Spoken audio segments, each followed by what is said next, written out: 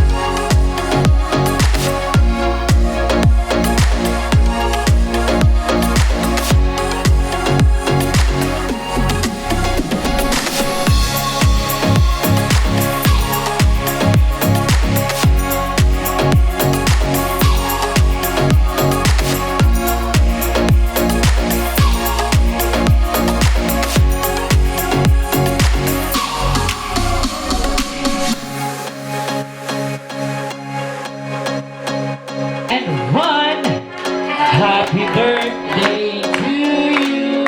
All together. To you. Habang dito po kayo sa aming home, feel at home po at mag-enjoy po kayo kasama ng aming mga kids. Go!